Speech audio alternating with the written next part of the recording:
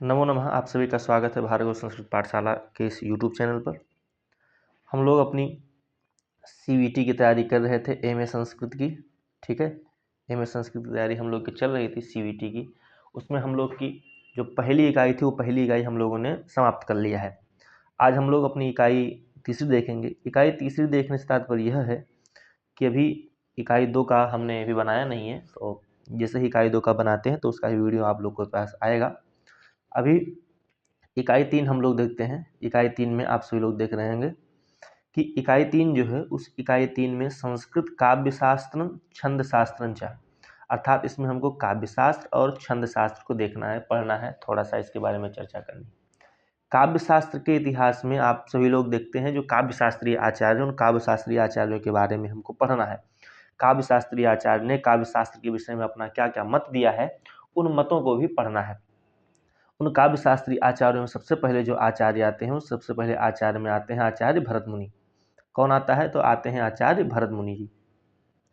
अब सबसे पहले यदि शुरुआत भी होती है तो व्यास भरत जी से ही शुरुआत होती है। ठीक है, भरत जी चूंकि प्राचीन आचार्य हैं, सबसे पहले जब कवियों का परिचय या इन काव्य शास्त्रीय कवियों का परिचय आता है तो उसमें सबसे पहले भरत मुनि जी आते हैं। सामान्य प्रश्न आपसे ये बनेगा, पहले तो जितने आपके कवि लगे हैं उन कवियों के बारे में चर्चा होगी।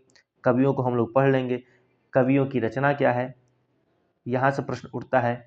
कवियों का काल क्या है, इनको काल क्रम, सबसे पहले कवि कौन आए हैं, उसके बाद कौन से आए हैं। ठीक है, तो काल क्रम की दृष्टि से भी एग्जाम में लगभग प्रश्न आप पूछे जा रहे हैं। सबसे पहले भरत मुनि जी आए हैं, उनके बाद कौन से आचार्य हैं, उनके बाद कौन से आचार्य आए हैं, इस प्रकार से भी प्रश्न बनता है। इन कवियों के क्या क्या ग्रंथ हैं, इन कवियों ने काव्य शास्त्रीय में अपना क्या योगदान या अपना क्या वाद दिया है, अपना क्या मत दिया है, ये सब भी एग्जाम में पूछा जाएगा। तो आइए हम लोग सबसे पहले जो आचार्य हैं भरत मुनि, उन भरत मुनि के बारे में सामान्य चर्चा करते हैं। तो संस्कृत काव्य शास्त्र या साहित्य शास्त्र के आचार्य परंपरा में सबसे पहले भरत मुनि का ही नाम आता है। काव्य शास्त्रीय परंपरा में या साहित्य शास्त्र की परंपरा में सबसे पहला यदि किसी का नाम आता है तो वो हमारे भरत मुनि का ही नाम आता है। भरत मुनि सबसे प्राचीन आचार्य माने जाते हैं। ठीक है, भारतवर्ष में भरत नाम से 5 व्यक्तियों का उल्लेख मिलता है। ये आप सभी लोग जानते हैं, बचपन से जानते होंगे कि जो भारतवर्ष है, इस भारतवर्ष में भरत नाम के कई व्यक्ति हुए हैं। उन कई व्यक्तियों में कौन कौन से भरत आते हैं? तो सबसे पहले एक आता है कि दशरथ के पुत्र भरत। राजा दशरथ के जो पुत्र हैं, महाराज चक्रवर्ती सम्राट महाराज दशरथ के जो पुत्र हैं भरत। दूसरा आता है दुष्यंत के पुत्र भरत। ये वही वाले दुष्यंत हैं अभिज्ञान शाकुंतलम वाले, शकुंतला और दुष्यंत के पुत्र भरत। तीसरे हैं आपके मानधाता के प्रपौत्र भरत। चौथे हैं जड़ भरत और पांचवें हैं नाट्य शास्त्र के प्रणेता भरत मुनि। ये वही भरत मुनि हैं, नाट्य शास्त्र वाले भरत मुनि, ये पांचवें भरत मुनि। इन 5 भरत नाम के व्यक्तियों की या आचार्यों की या इन 5 व्यक्तियों की चर्चा हमारे शास्त्रों में होती है। जब भी हम भरत नाम का चर्चा करते हैं तो ये 5 व्यक्ति हमारे सामने आते हैं। अब समय है कि भरत मुनि का समय क्या है, तो कह रहे हैं कि इनका समय लगभग 100 ईसा पूर्व से 300 ईस्वी पूर्व मानते हैं। क्या मानते हैं? 100 ईसा पूर्व से 300 ईस्वी पूर्व मानते हैं भरत मुनि का समय। इनका जो समय बता रहे हैं तो समय कह रहे हैं 100 ईसा पूर्व से 300 ईस्वी पूर्व मानते हैं। इन्होंने सबसे पहले रस के बारे में विवेचन अपने ग्रंथ नाट्य शास्त्र में किया। अब प्रश्न यहाँ से पूछे कि नाट्य शास्त्र के रचयिता कौन है, तो नाट्य शास्त्र के रचयिता भरत मुनि जी हैं। नाट्य शास्त्र में कितने अध्याय हैं? तो नाट्य शास्त्र में आपके लगभग 36 अध्याय हैं। ठीक है, नाट्य शास्त्र में अध्यायों की संख्या कितनी है? अध्यायों की संख्या 36 अध्याय है। 36 अध्याय। ये आपसे सामान्य प्रश्न यहाँ से पूछ सकता है। जब भी किसी कवियों की तुलना होगी तो सबसे पहले आपके भरत मुनि जी ही आते हैं।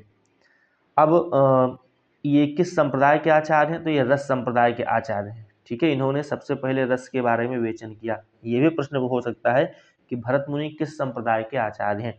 तो ये रस संप्रदाय के आचार्य हैं। भरत मुनि रस संप्रदाय के मुख्य आचार्य माने जाते हैं। ये देखो, ये अगली लाइन वही लिखी थी। जो सबसे प्राचीन संप्रदाय है, रस संप्रदाय सबसे प्राचीन संप्रदाय, जो 4-5 संप्रदाय हैं उन संप्रदायों में सबसे पहले रस संप्रदाय ही आता है। भरत मुनि का एकमात्र ग्रंथ है, वो क्या है? नाट्य शास्त्र। नाट्य शास्त्र नाम से तो यहाँ नाट्य के विषय का ही ग्रंथ प्रतीत होता है। ये जो नाट्य शास्त्र है, इस नाट्यशास्त्र ग्रंथ से, इस नाट्यशास्त्र नाम से यह जो ग्रंथ है यह नाट्य के विषय का ही ग्रंथ प्रतीत होता है। क्योंकि नाट्य है, नाटक से संबंधित है, इसलिए कह रहे हैं। यद्यपि यह है तो अन्य भी विषय का ग्रंथ है, लेकिन जब हम नाम इसका चर्चा करते हैं तो हमको नाम से ही लगता है कि यह नाट्य शास्त्र का है, मतलब नाटक से संबंधित कोई शास्त्र है या कोई ग्रंथ है, ऐसा प्रतीत होता है। परंतु वस्तुतः यह समस्त कलाओं का विश्वकोश है। स्वयं भरत मुनि ने नाट्य शास्त्र का परिचय देते हुए लिखा है। क्या देते हुए लिखे हैं कि न तज्ज्ञानम न तत्शिल्पम न सा विद्या न सा कला नासौ योगो न तत्कर्म नाट्यस्मिन् यन् न दृश्यते। अर्थात ऐसा वह कोई विषय नहीं है जो इस नाट्य शास्त्र में दृष्टिगोचर नहीं होता है, दिखता नहीं है। ये पंक्ति भरत मुनि जी ने कहा है। हाँ, यहाँ से ये भी एक प्रश्न हो सकता है, न तज्ज्ञानम न तत्शिल्पम न सा विद्या न सा कला, ये लाइन ऐसे दे देगा, पूछेगा यह पंक्ति कहाँ से है, तो यह पंक्ति आपकी नाट्यशास्त्र है। कहाँ से है? नाट्यशास्त्र से है। अथवा पूछ लेगा यह पंक्ति किससे संबंधित है, ऑप्शन में भरत मुनि दिया रहेगा, ठीक है, तो वहाँ पर भरत मुनि से टिक लगाना है। ये पंक्ति किससे संबंधित है, तो नाट्यशास्त्र से संबंधित है। यह पंक्ति कहाँ से आई है? नाट्यशास्त्र से आई है। यह पंक्ति किससे संबंधित है, तो भरत मुनि से संबंधित है। इतना आपसे ये प्रश्न पूछ सकता है। जो बात उन्होंने नाट्य के विषय में कही वह बात उनके नाट्यशास्त्र पर भी चरितार्थ होती है। उनका नाट्यशास्त्र न केवल नाट्य का ही अपितु समस्त ललित एवं उपयोगी कलाओं का आकर ग्रंथ है। आकर अर्थात भंडार मान सकते हैं। वर्तमान नाट्यशास्त्र जो है वो प्रायः 6000 श्लोकों का ग्रंथ है। कितने का? 6000 श्लोक उसमें पाए जाते हैं। प्रश्न यहाँ से ये भी बन सकता है कि जो नाट्यशास्त्र है उस नाट्यशास्त्र में कितने श्लोक हैं, तो उस नाट्यशास्त्र में आपके 6000 श्लोक हैं। ठीक है, नाट्यशास्त्र में 6000 श्लोक है, जिसके कारण उसको षट शास्त्री संहिता भी कहते हैं। नाट्यशास्त्र में कुल 36 अध्याय हैं, जो मैंने पूर्व में ही बता दिया था। इसके पूर्व उसका 12,000 श्लोक का भी कोई संस्करण रहा होगा, क्योंकि उसकी द्वादश शास्त्री संहिता का भी उल्लेख पाया जाता है।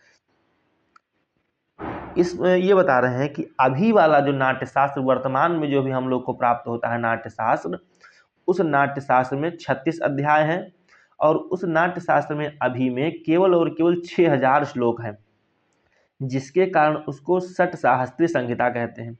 लेकिन कहीं कहीं द्वादश शास्त्री संहिता भी मिलती है, जिससे पता चलता है कि पूर्व में जो नाट्यशास्त्र रहा होगा उसमें शायद 12,000 श्लोक रहा हो सकता है कि समय धीरे धीरे समय बदलते और स्थानांतरित होते हुए काल में इधर से उधर से, तो हो सकता है कुछ श्लोक इधर उधर हो गए हों, लेकिन यद्यपि हमें जो लग रहा है कि 6,000 श्लोक वाला ही ग्रंथ होगा, या हो सकता है द्वादश सहस्त्र संहिता वाला भी कोई, द्वादश शास्त्री संहिता वाला भी कोई ग्रंथ रहा हो। अभी यद्यपि मेरे सामने तो नहीं है, हो सकता है हमारे गुरुजी लोगों ने देखा हो, तो उनसे विचार विमर्श करके इस पर चर्चा किया जाएगा। तो आज हम लोगों ने जो कवि थे उन कवियों में सबसे पहले हम लोगों ने भरत मुनि को देखा। ठीक है, भरत मुनि के बाद आते हैं आचार्य भामह। आइए हम लोग आज भरत मुनि और भामह इन दो के बारे में चर्चा करते हैं। सामान्य हमने देख ही लिया था कि भरत मुनि से क्या क्या प्रश्न हो सकता है। सबसे पहले आचार्य भरत मुनि आते हैं। भरत मुनि ने नाट्यशास्त्र लिखा है। नाट्यशास्त्र में 36 अध्याय हैं। उन 36 अध्यायों में जो नाट्य का विषय है, नाट्य संबंधी विषय तो है ही है, अन्य ललित कलाओं का भी उसमें समावेश किया है आचार्य भरत मुनि ने। उसमें 6000 श्लोक हैं, जिसके कारण उसको षट शास्त्री संहिता कहते हैं। पूर्व में कोई ऐसी भी नाट्यशास्त्र ग्रंथ रहा होगा जिसमें 12,000 श्लोक रहे होंगे, जिसके कारण कहीं कहीं पर द्वादश शास्त्री संहिता का भी उल्लेख मिलता है। इतना हो गया।